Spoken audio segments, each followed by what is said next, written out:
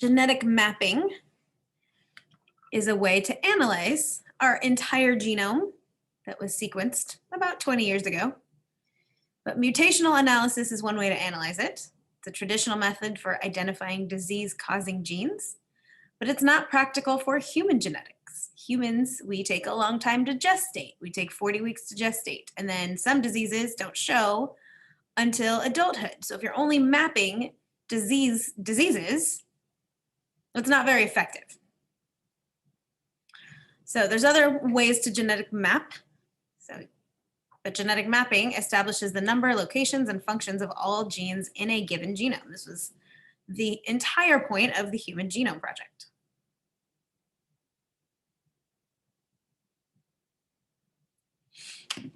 And there's some strategies to do this genetic mapping. Pedigree and linkage analysis. We've already looked at pedigrees, so we should all remember what those look like. Recombination frequencies, which is a little bit of math. Don't worry, you guys don't have to do math. We're just going to learn about what that is. And then positional cloning. We'll explain that here in a minute.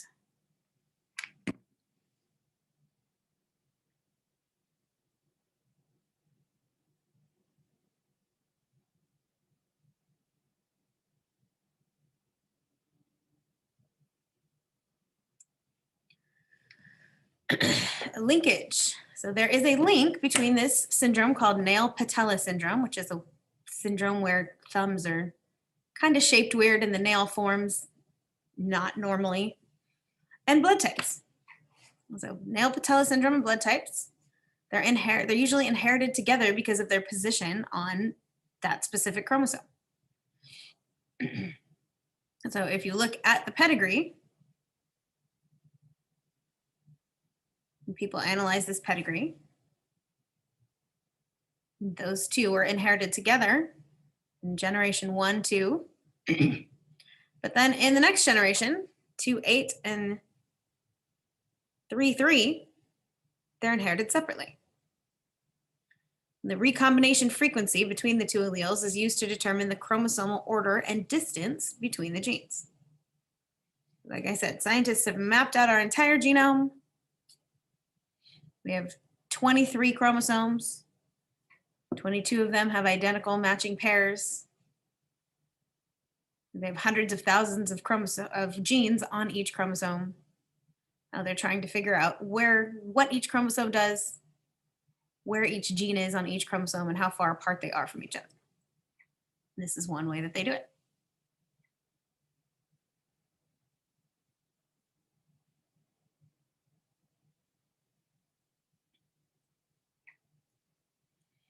So there's your 2 chromosomes, exact matching. One's from mom, one's from dad.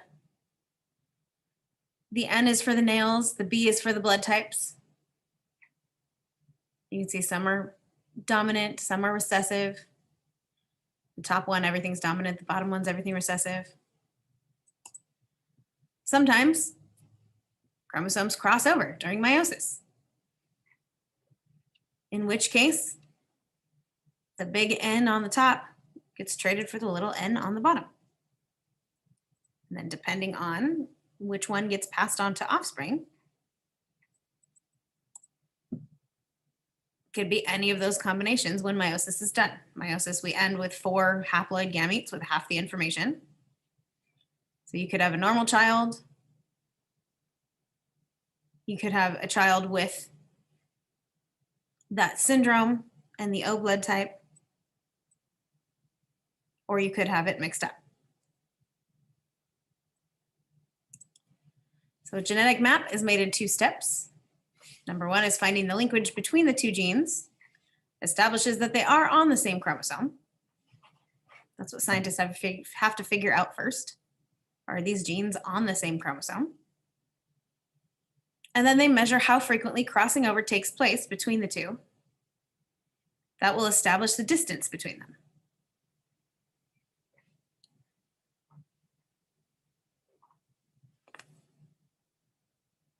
So the more frequently they cross over, the farther apart they are on that specific chromosome.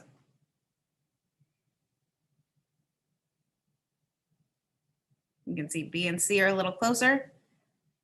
They only cross over about 10% of the time. A and B are a little farther. They only cross over about 12% of the time. And then A and C are the farthest. And that crossover frequency, you just add them together, it's 22%. So that's more than both. So they're very far apart. So A and C are crossed over very frequently and are not inherited together 22% of the time.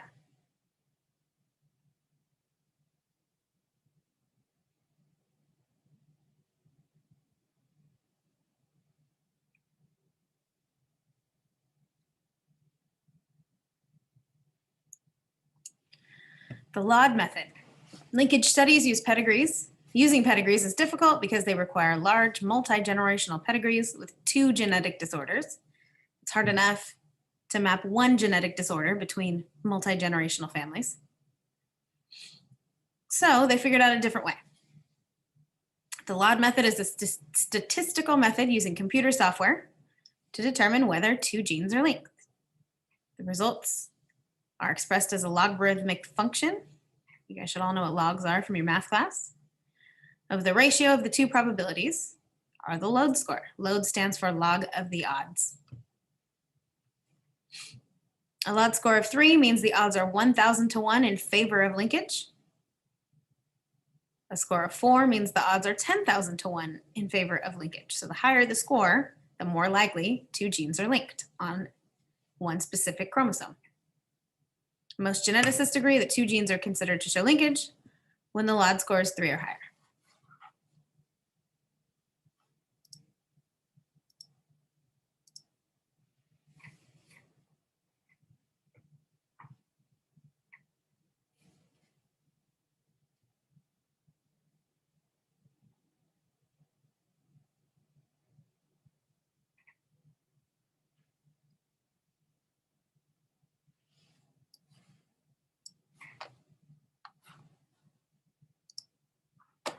Positional cloning is a recombinant DNA-based method of mapping and cloning genes with no prior information about the gene or its products or its function.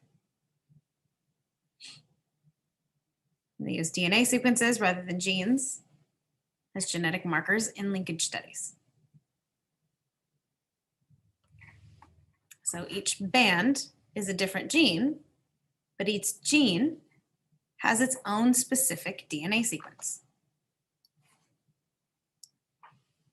So instead of using the bands, the colors, they use the DNA sequences.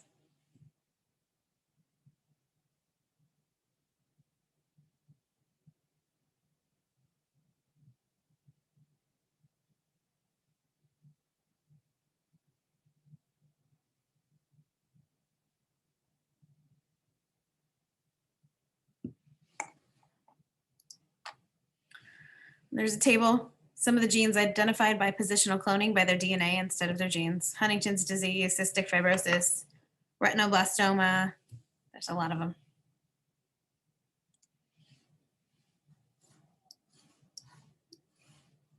Genome projects are an outgrowth of recombinant DNA technology. We learned all about the recombinant DNA technology in the last couple chapters. You take a restriction enzyme, you cut the DNA, you figure out how big the DNA sequences are, and then you map them on a gel. But genetic mapping finds and maps disease genes one by one. The Human Genome Project set out to sequence the human genome and the genomes of model organisms to use in experimental genetics. We use mice a lot, so we needed to know their genomes. We use yeast a lot. We need to know the yeast genome. We use bacteria a lot in experiments. We need to know their genomes. So it wasn't just us that they were sequencing, it was all these model organisms too.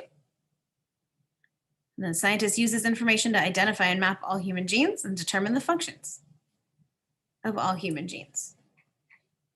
And then the next step, which we're actually getting to, was something called CRISPR-Cas9, which we talked about when you guys watched Gattaca. Now that we know what all the genes do, can we manipulate them? If somebody has a disease gene, can we give them a healthy one?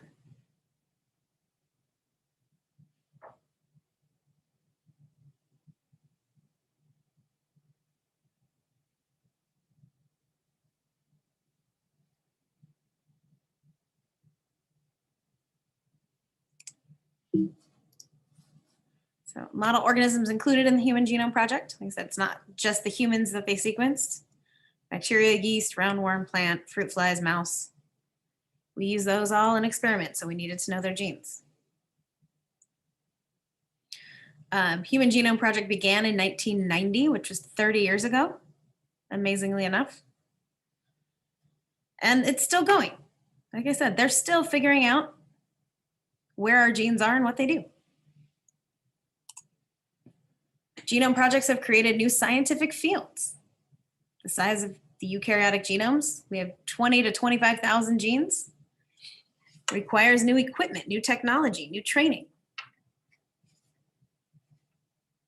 On the left, you have the gel electrophoresis, which you should have seen before.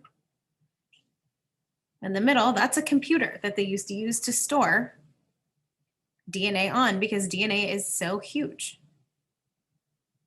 And then there's the table. There's a list of goals that scientists wanted for the Human Genome Project. Bioinformatics or bioinformatics. Once a genome sequence has been deciphered, it must be stored in a database so that it can be assembled and analyzed to identify genes. A new field called bioinformatics was developed to use computer hardware and software to store, analyze, visualize, and access genome sequence data. So this isn't something we can do by hand. So this isn't even something we could have done 40 or 50 years ago. We had to wait until technology caught up with what we wanted to do as far as DNA sequencing and analyzing and interpreting. So comparative genomics compares genomes of different species, looking for similarities and differences in genes and clues to the evolutionary history of a species. Structural genomics derives three-dimensional structures for proteins. Pharmacogenomics analyzes genes and proteins to identify targets for therapeutic drugs. We talked about drugs and your genome. Some people metabolize drugs quickly because they have certain DNA that allows them to do that. Some people metabolize drugs more slowly because that's how their DNA works. So that's a whole field, a whole new field that had to emerge from the Human Genome Project. Now that we know everybody's genes, let's figure out how to analyze and use it. Use it wisely and productively, for good, not for evil.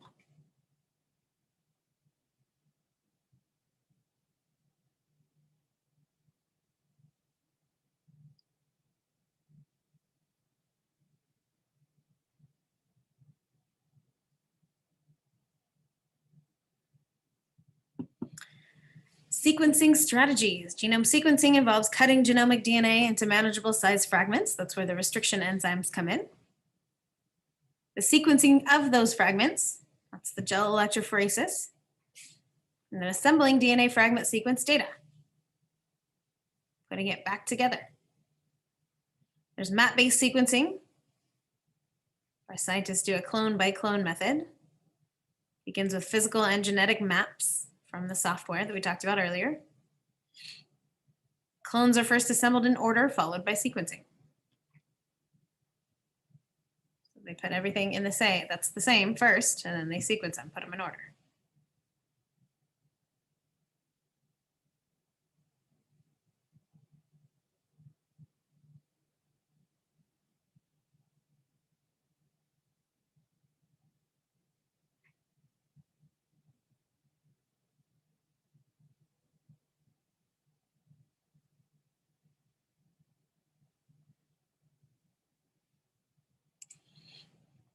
Whole genome sequencing, the shotgun method.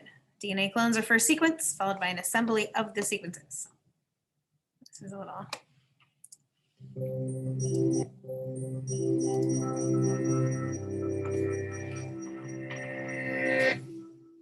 You've probably heard of the human genome, the huge collection of genes inside each and every one of your cells. You probably also know that we've sequenced the human genome. But what does that actually mean? How do you sequence someone's genome? Let's back up a bit. What is a genome? Well, a genome is all the genes, plus some extra, that make up an organism.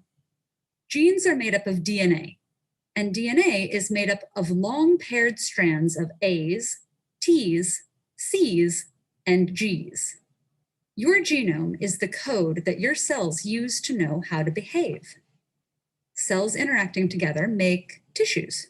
Tissues cooperating with each other make organs.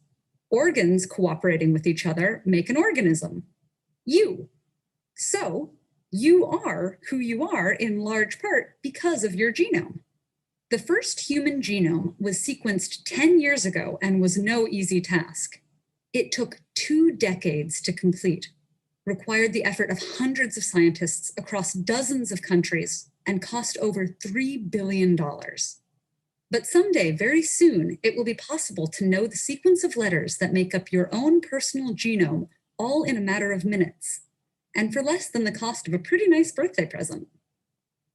How is that possible? Let's take a closer look. Knowing the sequence of the billions of letters that make up your genome is the goal of genome sequencing. A genome is both really, really big and very, very small. The individual letters of DNA, the A's, T's, G's, and C's, are only 8 or 10 atoms wide, and they're all packed together into a clump, like a ball of yarn. So, to get all that information out of that tiny space, scientists first have to break the long string of DNA down into smaller pieces. Each of these pieces is then separated in space and sequenced individually. But how? It's helpful to remember that DNA binds to other DNA if the sequences are the exact opposite of each other. A's bind to T's, and T's bind to A's. G's bind to C's, and C's to G's. If the ATGC sequence of 2 pieces of DNA are exact opposites, they stick together. Because the genome pieces are so very small, we need some way to increase the signal we can detect from each of the individual letters. In the most common method, scientists use enzymes to make thousands of copies of each genome piece.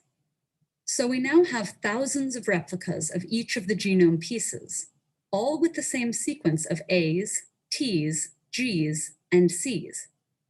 But we have to read them all somehow. To do this, we need to make a batch of special letters, each with a distinct color. A mixture of these special colored letters and enzymes are then added to the genome we're trying to read. At each spot on the genome, one of the special letters binds to its opposite letter. So we now have a double-stranded piece of DNA with a colorful spot at each letter. Scientists then take pictures of each snippet of genome. Seeing the order of the colors allows us to read the sequence. The sequences of each of these millions of pieces of DNA are stitched together using computer programs to create a complete sequence of the entire genome. This isn't the only way to read the letter sequences of pieces of DNA, but it's one of the most common. Of course, just reading the letters in the genome doesn't tell us much. It's kind of like looking through a book written in a language you don't speak. You can recognize all the letters, but still have no idea what's going on. So the next step is to decipher what the sequence means, how your genome and my genome are different.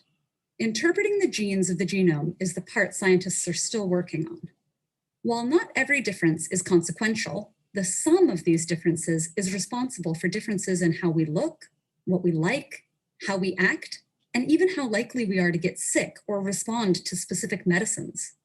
Better understanding of how disparities between our genomes account for these differences is sure to change the way we think, not only about how doctors treat their patients, but also how we treat each other.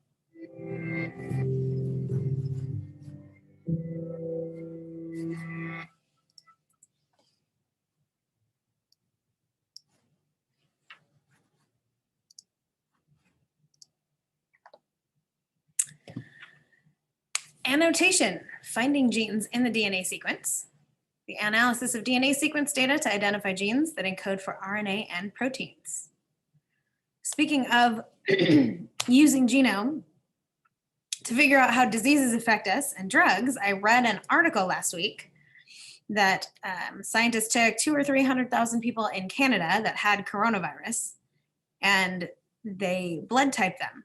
And it turned out that people with type O blood were 12% less likely to get coronavirus. So that's one thing scientists are looking for coronavirus. And people with type A blood were more likely to get coronavirus, which scientists don't know how they relate blood type and coronavirus yet. But now that they've found that, they're going to research it further. I thought that was interesting. So genes leave certain identifiable footprints that clue us into their location in a DNA sequence. If a DNA sequence encodes a protein, it's a nucleotide sequence is an open reading frame, or ORF for short, that encodes amino acids. Promoter regions at the beginning of genes are marked by identifiable sequences. Promoter is like that start site, that switch that gets flipped on to start transcription. And then splice sites between exons and introns have a predictable sequence, as do the sites at the ends of genes where the poly A tail is added. If you see a big, huge, long A tail, a bunch of different A's in a row, that's called the poly A tail, and that's the end of a gene. Computer software scans sequence data, searching for ORFs and other features of genes. Shay, you have type B blood? Oh. They don't know about you yet. They only said O and A.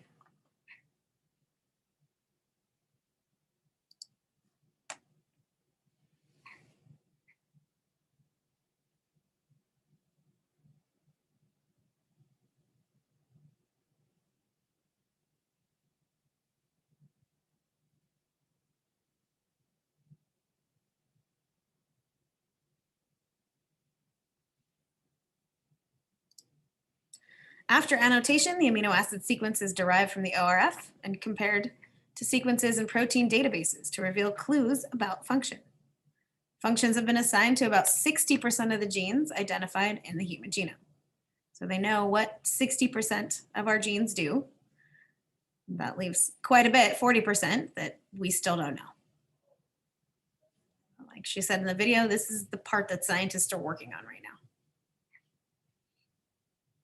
And it's somewhere in our genes, I know it is, why some people who get coronavirus are asymptomatic, means they don't have any symptoms. And then some people who get coronavirus are very, very sick and die. I'm betting it's somewhere in our genome where that answer is, why some people get really sick and some people don't.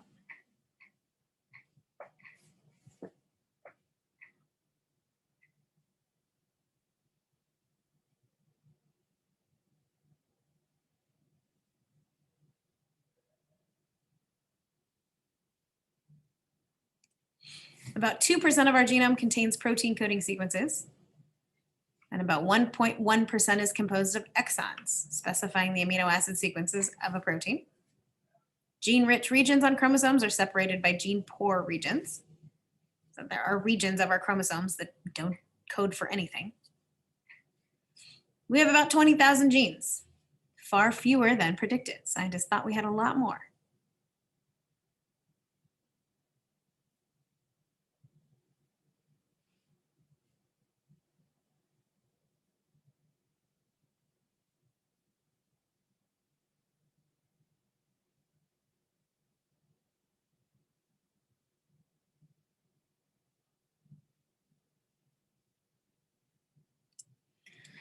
We have many more times as many proteins as we have genes. This is possible due to the differential mRNA processing. You can use the same mRNA strand and process a few different genes. We share many of our genes with other species. Like I said, they didn't just sequence the human genome, they sequenced all these different organisms too. We share 50% of our genome with Drosophila, which is a fruit fly. We share 98% of our DNA with chimpanzees. And different mutations in a single gene can give rise to different genetic disorders. We talked about sickle cell anemia. There's just one single letter that gets changed, and that person has sickle cell anemia. And that one letter changes the amino acid, changes the whole protein sequence of their hemoglobin in their blood. and then gives their red blood cells a sickle shape instead of a round shape. All because of one letter.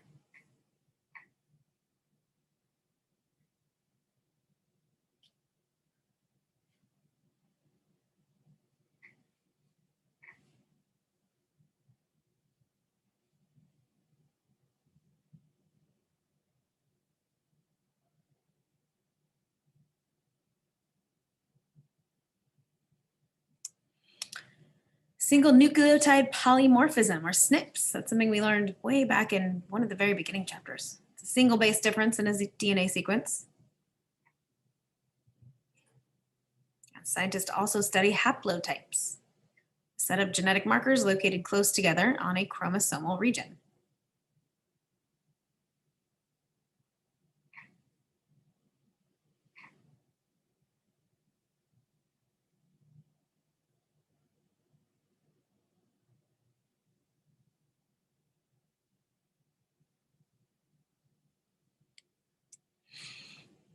Using genomics to study a human genetic disorder. To better understand a genetic disorder, several questions must be answered. Where is it located? What's the normal function?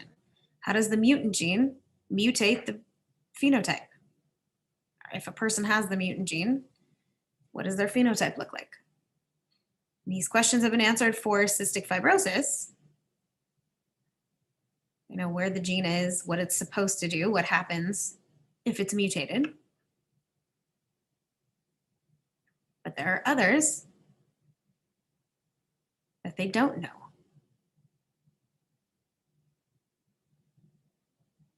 There's a lot of other genes they're not sure about.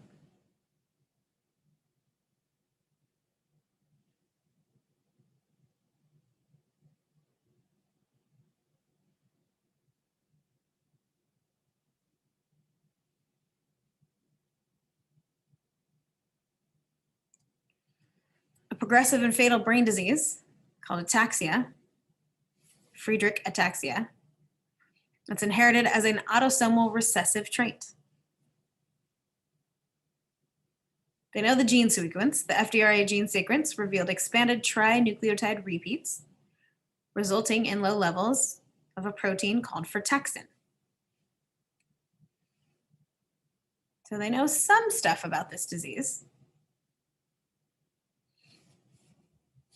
but they didn't know what it does. They don't know what it does. Frataxin protein sequence yielded no matches in protein databases. So they located it, and they compared it to other proteins, and they couldn't find it. They don't know its function. Or they didn't know its function. So then they got to go through the process of figuring it out. That's what science is. Process of figuring stuff out.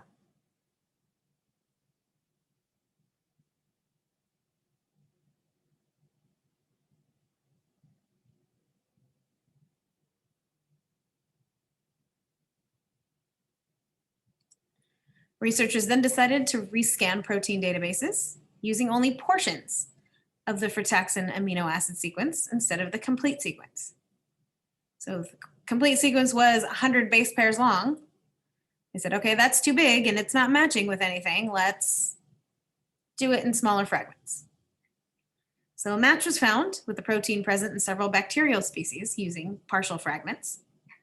These species were all purple bacteria, the closest living relatives to ancient bacterial species that eventually evolved into the mitochondria in our cells. And the mitochondria is responsible for energy production. So from this result, it seemed possible that frataxin might be a mitochondrial protein that plays a role in energy production.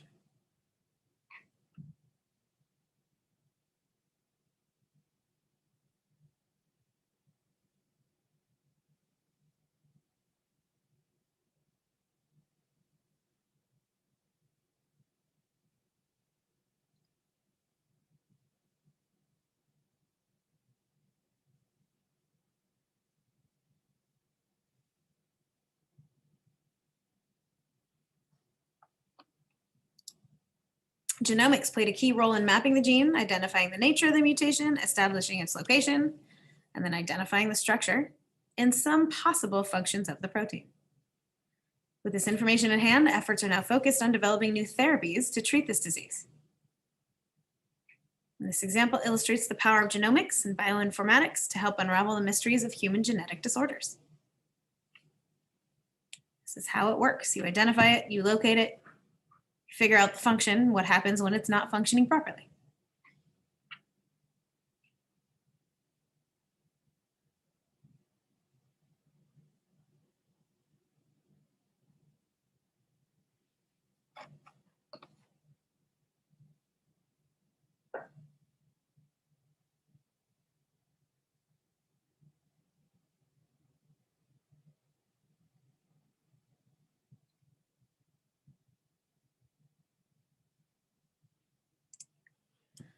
The human microbiome is a collection of microbes that live in and on the human body.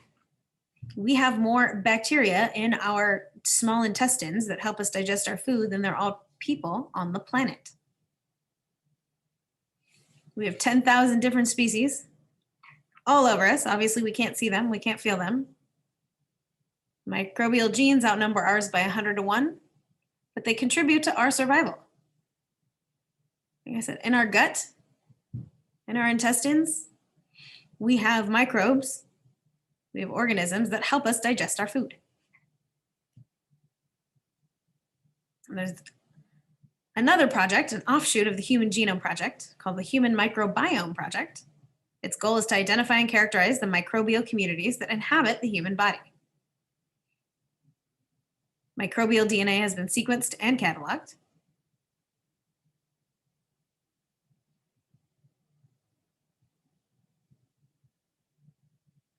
I think I read an article one time about the unique microbiome that's found in people's belly buttons. You have bacteria in your belly button, and it's very, very unique, which is a weird place to think of, but there it is. Now you guys are all going to wonder what kind of bacteria you have in your belly buttons.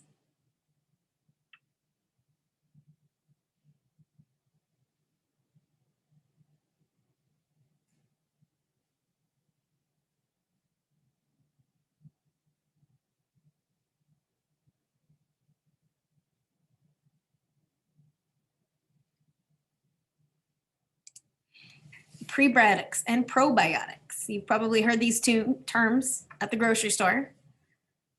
They're nutritional supplements designed to promote the growth of the microbiome.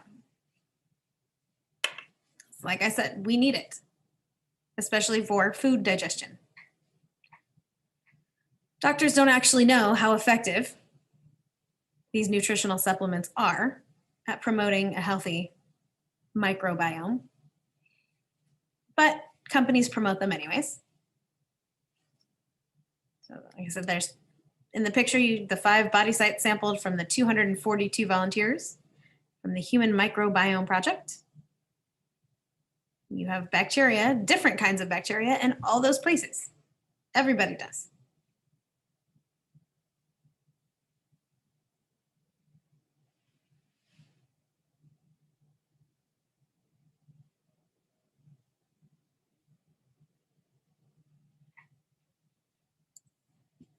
The proteome is a collection of proteins present in a cell at a given time under specific conditions. And then proteomics is the study of the proteome.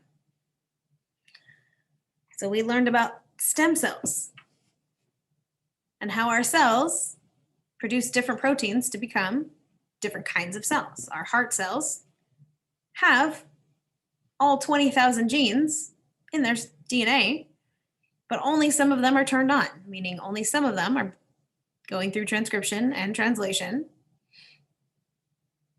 to produce certain proteins to become a heart cell. Our eye cells produce eye proteins. Our skin cells produce skin proteins. But each one of these cells has all of our genes, all of our 3 billion base pairs. Most of them are just turned off. Applications of proteomics: understanding gene function and its role in development and aging, identifying proteins that are biomarkers for disease, for diagnostic testing.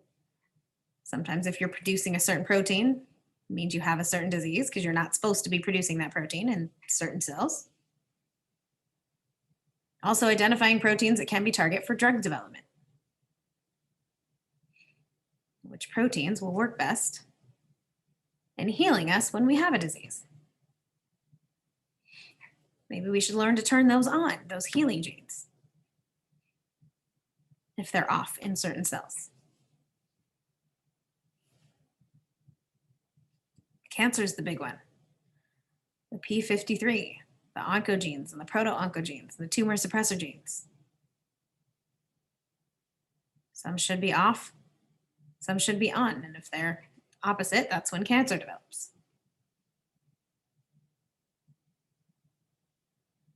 A lot of these new drug therapies target those specific genes and turn them whichever way they're supposed to be turned.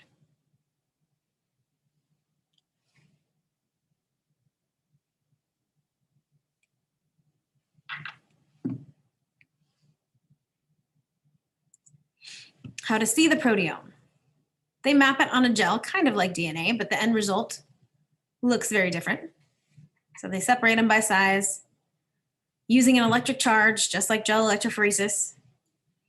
And it's displayed on a gel, but instead of bands, you get these little circles. Smaller circles obviously means less protein was produced. Bigger circles means more protein was produced. And then they name them. You name them according to function, usually, what they do.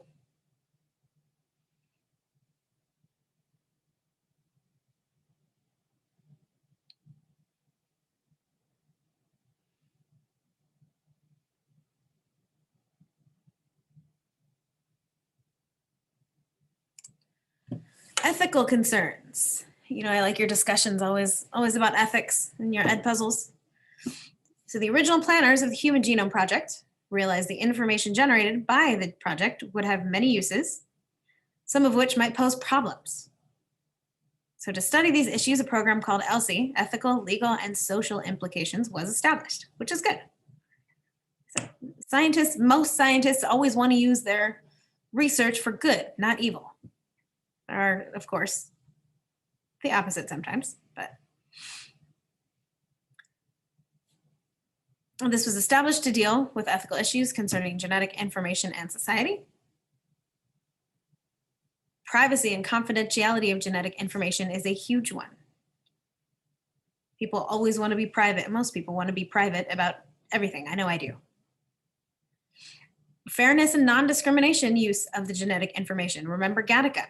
Gattaca got their whole genome in a single drop of blood. And the main character was discriminated against because his DNA was not perfect. So we actually passed a law saying that's not okay. And then use of genetic information in reproductive decisions. Should people with certain DNA reproduce or not reproduce? If you have an inherited family disorder and you know that you have it in your DNA, should you be able to reproduce? That's not okay to make decisions for people like that, in my opinion anyway. So led to the passage of GINA. GINA is the next slide.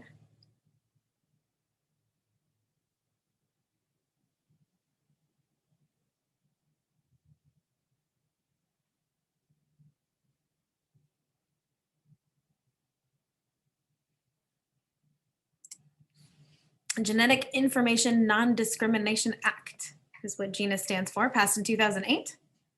It's a federal law that prevents health insurance companies and employers from discriminating based on genetic information.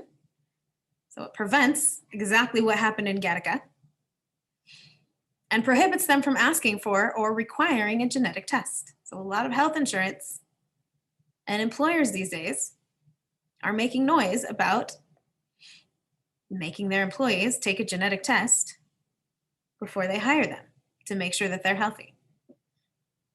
Well, the passage of this act said, nope, that is not okay. You hire them based on their qualifications, not based on their genetics.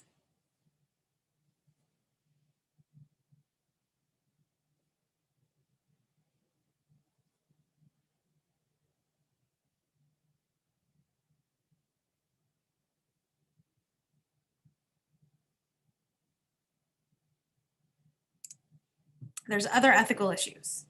Should genetic testing be done for untreatable conditions? Should children be tested for adult onset conditions? How will gene patenting affect drug development and the availability of genetic testing? With the at-home testing kits, that's what your discussion's about this week. You could get a testing kit from 23andMe or Ancestry.com. You swab some saliva, you send it back, and they will tell you your DNA sequence. But there's problems with it. And that's what your discussion is about.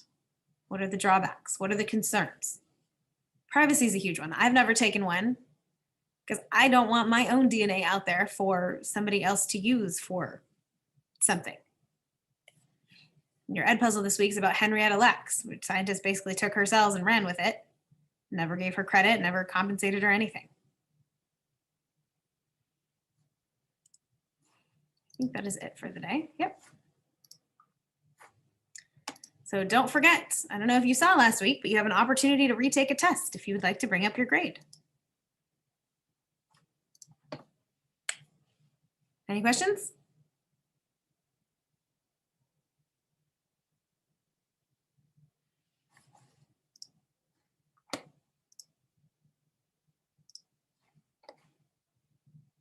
No, I don't have any questions.